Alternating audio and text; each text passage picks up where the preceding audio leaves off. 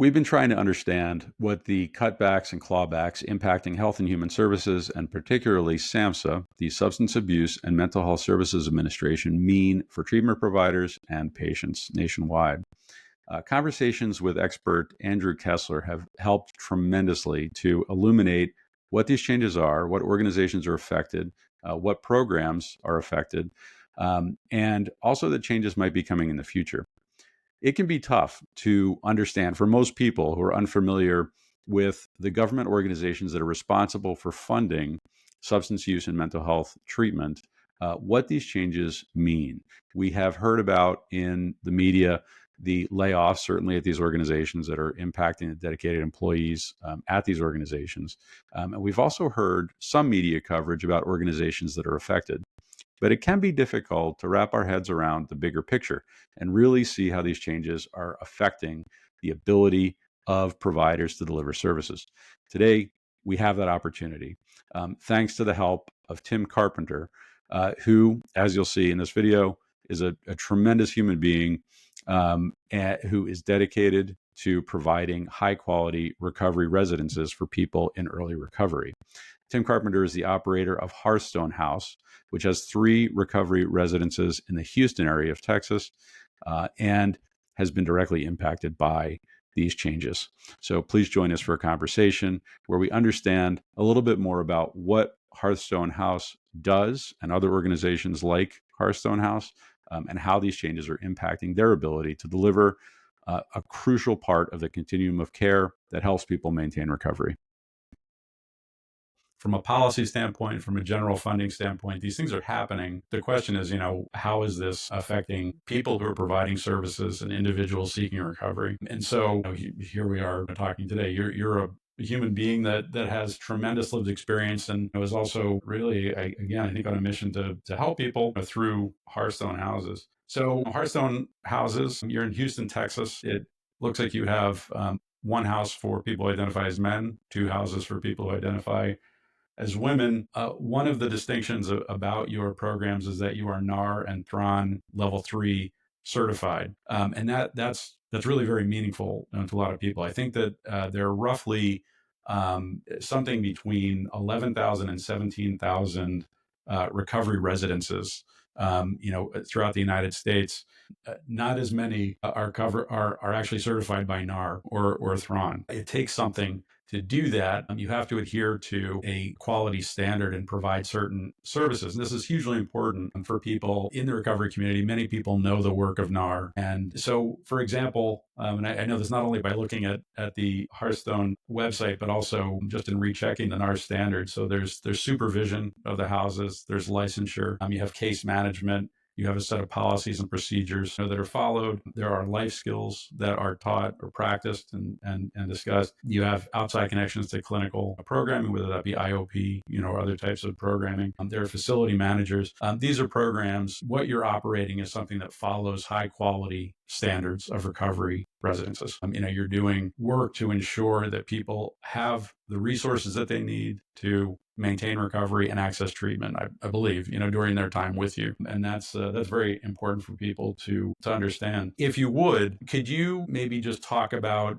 how you got started, what the concept for Hearthstone Houses was, how did you get this going, and a little bit about what you do and perhaps what you do uniquely. Thanks, Chris. That was a wonderful recap. The one thing that you left off there, just before I forget, is iStar and NSTAR. And that is definitely one of the educational pieces that helps, is on the cutting edge, some of the brightest people, the most experienced, evidence-based programming out there. And one of the services that I rely on, besides the drone, or evidence-based data and training, because I mentor other people to replicate and duplicate what I do here. I'm also a part of the Houston Recovery Initiative and that group of local collaborators here. And what I recommend before someone takes the time to go down this road and get into this is the training that's already available through NSTAR and iStar. And I am one of those that have credentials through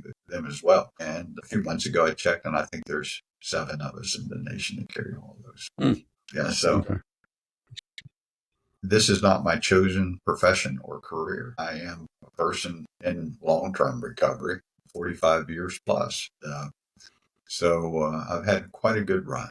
And the hardest time in my 45 years is when I retired early in 2002 and was left alone. Basically, was I just lucky? The survival success rate is 24.7% for the last 100 years. Research fluctuates a few points, but basically that's it. So 24.7%, was that just lucky? I've had a good life, got a great family, and been successful. But when I retired in 2002, all of a sudden, the things that left me alone with it untreated, and I was still a person in recovery. And that was the hardest time in my recovery. And I started doing more volunteer work and casework. And I got hooked up with a local treatment facility. And for 7 years, I was a part of that aftercare program, working with families of people in treatment. And really, I started learning because of my way I work is I'll do the best I can. That's my promise. And when you do that, I'll meet you where you are. You have to do that. It has to be individual. And we'll go on from there. Well, that led me down an amazing path that after 6 years of that there's an obvious gap in what is needed for people in early recovery. Excuse me. Because what happens is, and you see this in the families and you see this with the people, that someone that goes through the continuum of care, they've gone through 30 days or 45 days of great treatment from all the great people that provide that. But then they're transitioning back to work or back to life. And one of the stats that really stuck out to me was in that first 72 hours after leaving treatment, the trajectory for future relapse is 80% set. And so that's a focal point, that transition. And that's what a level 3 NAR internally, that's what led me to there, working with some great people to identify that and what is needed. So when you dive into that, because that's the battlefield that I wanted to get into, is if 80% of the battles can be won or lost, or the trajectory for safety set it right there, what's it take? And so that's what I built Hearthstone Houses to do, is to focus, have kind programming, not overstep, rely and work hand in glove with treatment centers of all sorts and sizes, any age group. If I have a bed coming available or empty, I want next. We use that word a lot, next, and to take control of that, because as I found with my own recovery, this is a chronic disease and it's very patient and it will wait for you. So instead of just sobriety, you got to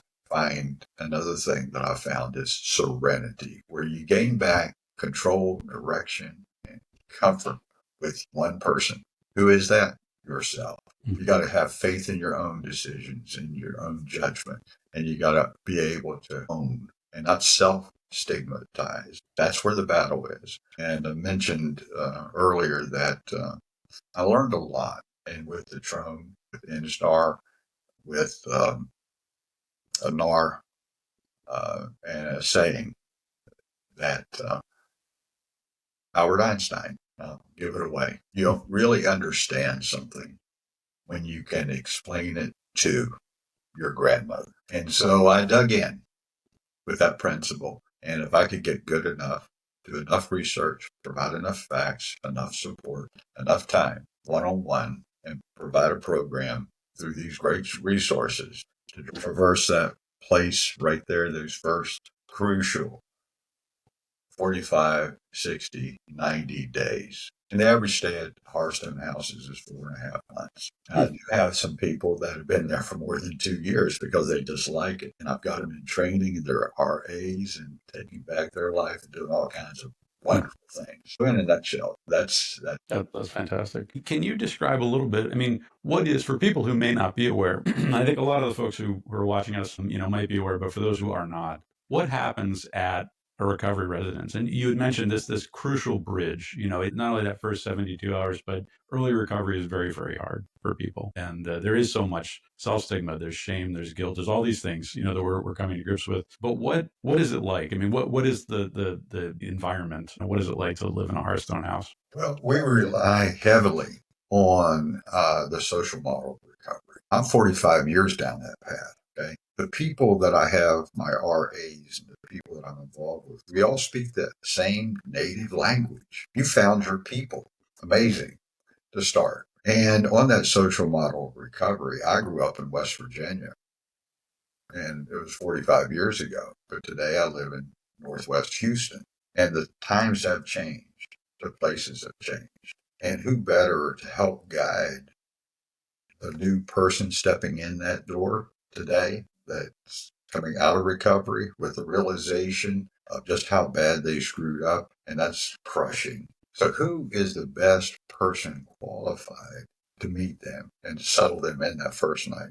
When you really parse it back, it's the person who got there just 2 weeks ago with the same doubts, the same challenges in the same city, finding this where does the AA meeting, where do you find food? Where do you, the toothbrush? We have pantries. What are the unwritten rules? So it's a social model, and it's a hand up. And back to the Albert Einstein theory. When you really know something and you get the benefit of it is when you can explain to your grandmother or your new roommate. Mm-hmm.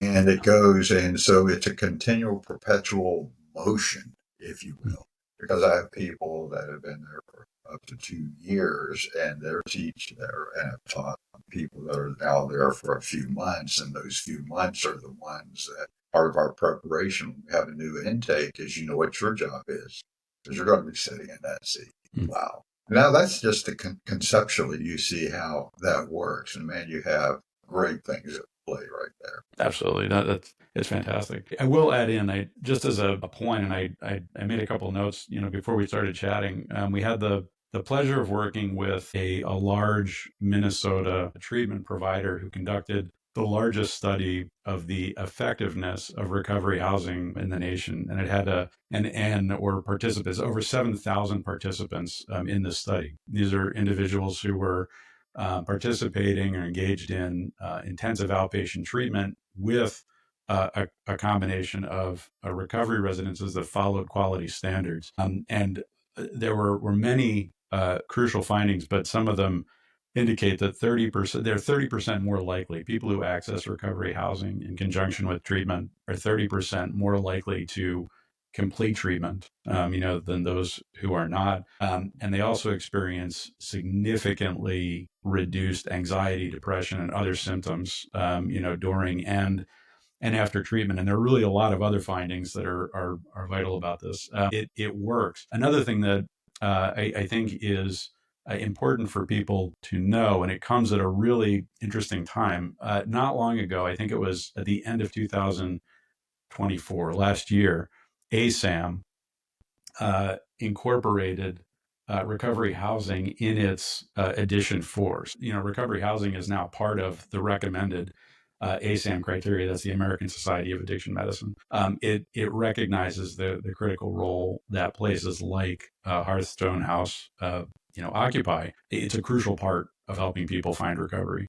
So this is something that's been shown to work. It is, in fact, an evidence-based practice, especially when you're providing services like you do, with the quality that you provide them with. And that kind of brings us, I guess, somewhat unfortunately to the reality of what's happening from a policy standpoint today and a funding standpoint, which is we know that on March 20th of 2025, there was a clawback of monies that were set aside during COVID to address a variety of issues. But these monies were primarily being allocated to help people in recovery and a number of different types of organizations supporting recovery. And some of that impacted organizations like yours. These are, it could be, peer support services, other types of services. And I believe you may also have been impacted by this as well.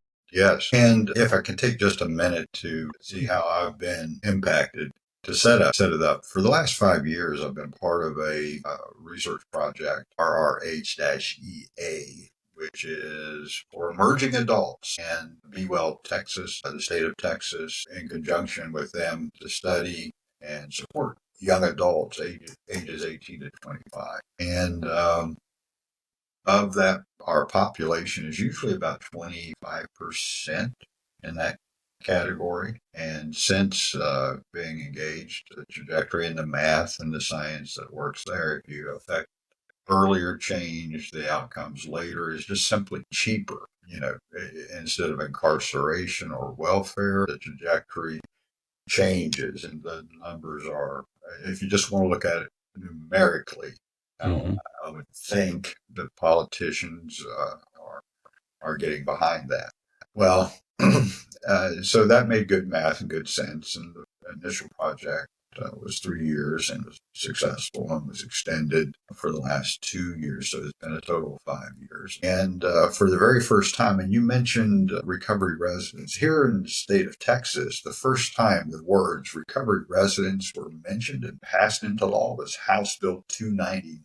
That was the legislative session before last. And that's the first time that a direct reference and guidelines was stated in the state of Texas. One of the things that makes it easy here in the state of Texas, the lack of regulation and low taxes and things like that, makes it very good for businesses to flourish here. And not just because I'm a Texan, but no, that's the truth. But at the same time, if you look at that through this, that lack of oversight, guidance, and regulation is detrimental to this crucial group of people in recovery. And a lot of great people out there are doing the best they can. But you mentioned Trone and you mentioned NAR and mentioned iStar and NSTAR. I had great intentions and I leaned heavily on them. Our intake was 27 pages of documents, finely crafted based on best practices outside the state, NAR. And after I went through the certification program, one page was changed. Okay. Now, I'm not patting myself on the back, because I'm going to tell you this, that not only had I written it, but when I went through the certification and training programs, I was a better provider. I was equipped. I wasn't just open for business. No, I was better equipped and knew what my place was and what I do. I provide safe. Level 3 is the first 6 months to a year, 3 to 6 months, according to the continuum of care, the way I understand it. And it's a very crucial and different time. So level 3 is where I designed this to meet those people to transition into the level 2s or to Oxford houses or level 1s, okay, which is further down that first early recovery continuum. And that's where the focus I made is. And now we have the clawback. Because what happened is on March 24th, I had 12 people that were in that program. 12 that month. Came to the 24th and things got shaky. It said cease and desist. It was a cease and desist. Do not take any more clients. And it was real muddled. And it wasn't because of my contacts, but they simply did not know at the university level or at the state level what would be affected. And it's been trying. They did their best to say, okay, we know this. Do not take any new clients. We're going to stand behind you somehow. We don't know to what degree. Within the next 9 days, I got 2 more directives. Okay, since we got the notice on the 24th, go ahead and send your invoice. And it's a sizable invoice for me. That's nearly half of our population. Imagine services you've already provided not being paid. And for half your business, any businessman, take a look at that. That's going to shake some foundations. They then adjusted that to say, okay, since we did not notify you, technically, until the 27th, send us an invoice through the 20th. Jeez, that's very generous. The next day is an emergency meeting. So now we're within the first 7 to 10 days. And now remember, I'm not here to watch CNN. I'm here to provide services to these same 12 people and show leadership, because that's what I'm asking them to do, right? Go on that job interview, go back and get back into school to do. So it's no different, is my point of view.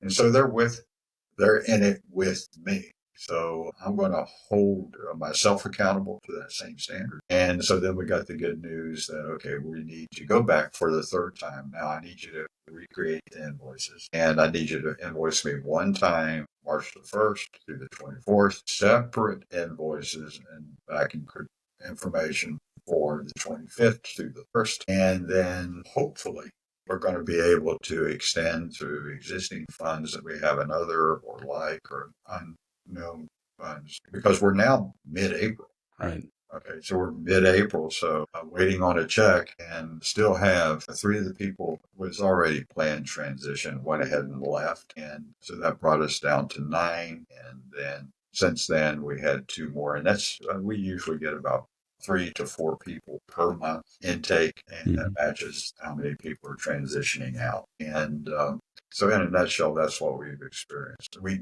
did finally get the first payment for March, and we haven't got the last month, and was informed that they hope and anticipate being able to finish the transition, if you will, and pay through and find funding through May 15th.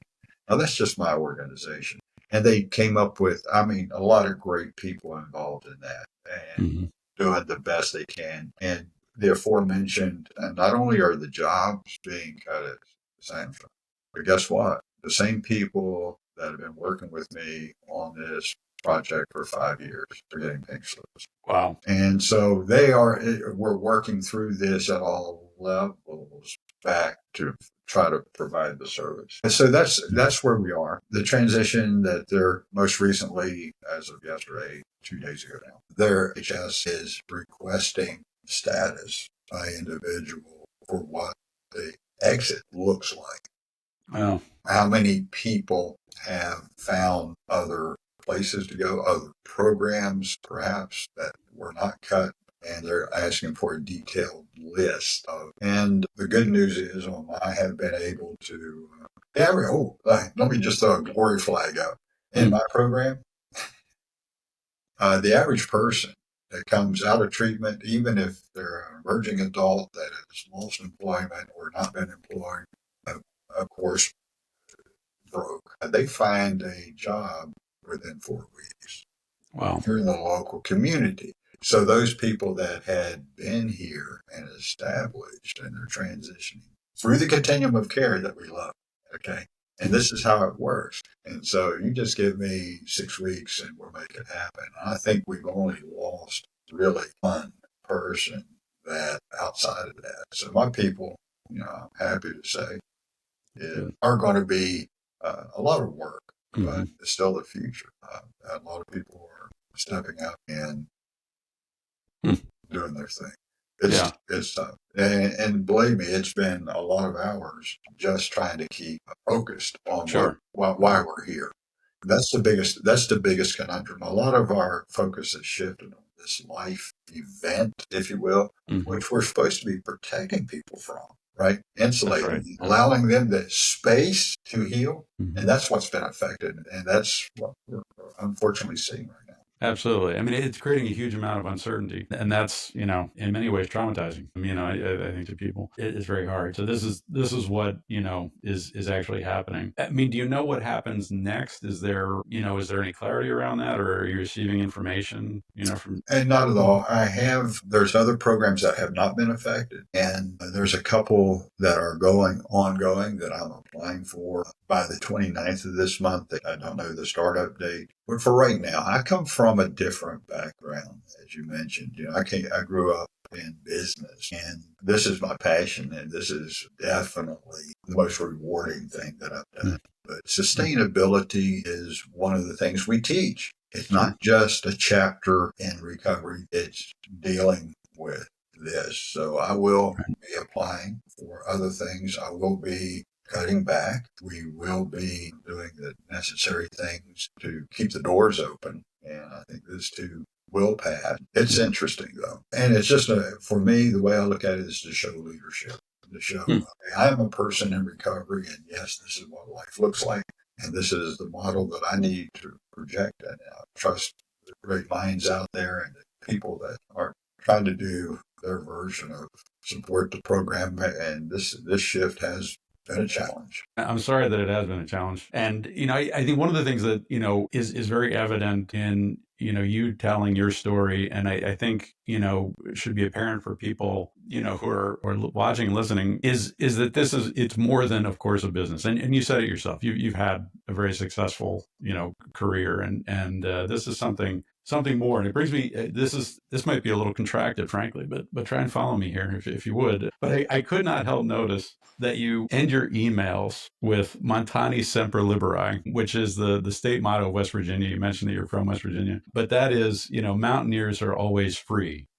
And it can mean certain things, but it also, and this is a really roundabout kind of a thing, but I'll share personally that I had kind of a special realization in West Virginia, which is a beautiful state. And to your point, it's experienced a tremendous amount of challenges, of course, with addiction. I think it became in many ways the face of, part of the problem of substance use disorder and the opioid epidemic and everything else. But it's a tremendous state with tremendous people. And there's a very special place in West Virginia called Capon Springs. I don't know if you are familiar with that. We pronounce it Capon Springs. Capon.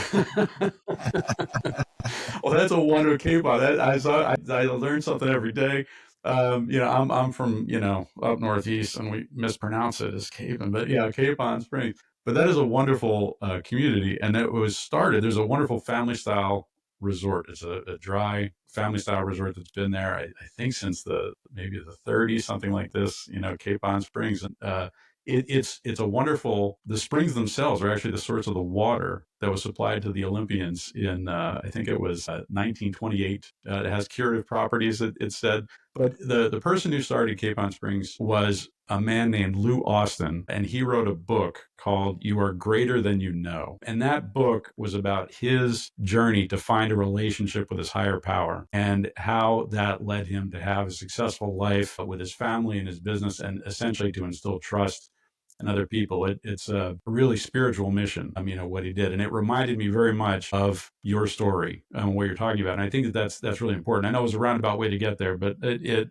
was just very interesting to see that, as your email signature and maybe as your personal motto. But this is more, I think, to you and to other people than, we are operating recovery residences. It's a sense of mission and purpose, I believe. And correct me if I'm misspeaking, but I think that's very true for you and for others. Absolutely. And there's so many educated and wonderful people out there. One of the things, and you're going to find that very common because, it's hard to make me shut up sometimes. And I think that 7% of the population, the research tells us, is who are directly affected with substance use and alcoholism as it consumes. But I would not shut up at that. I came from the family side also of recovery. And I said, no, it affects a much greater portion and it seems much greater. And the research shows that, for the disease to be successful, it must affect the people closest to that person that's being attacked.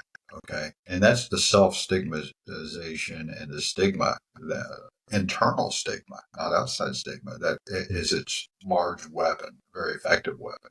And so I wouldn't shut up and say, no, I think it affects everyone, because I could be speaking and talking and say, okay, if, it affects every family. And they said, not in my family. There was Uncle Harry that went off to Afghanistan and he came back different. So we don't count him.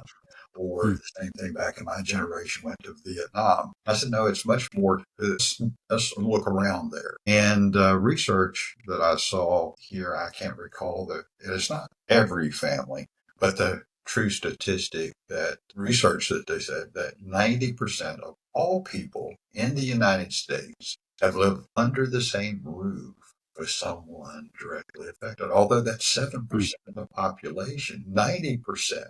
And again, that's where the stigmatization continues because we don't talk about Uncle Harry. Absolutely. Okay, we have excuses. Not in my family, not my father, not my daughter. Don't talk about my daughter that way.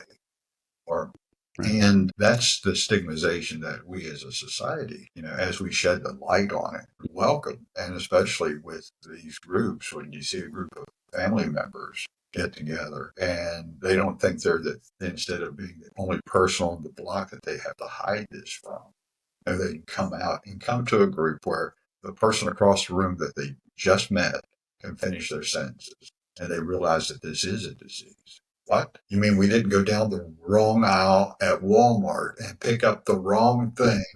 No, this is a disease, and it does not stigmatize, or it stigmatizes equal opportunity.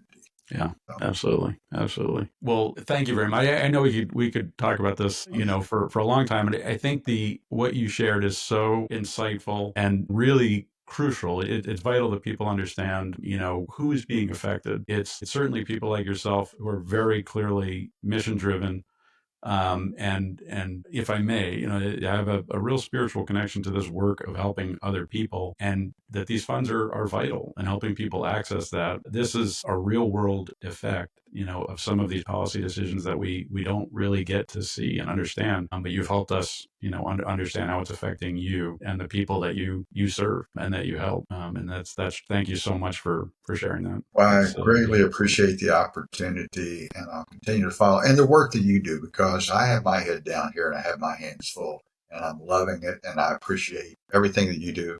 What next? That's the word we use Thanks. a lot around here. Is what are we going to do next? Hmm. And what are our choices today? And we will get through this. Absolutely. Yeah. And I wish you the very, very best of luck with it. I'm sure that you will. If there's somebody who can do it, I feel like it's you. Thank you very much.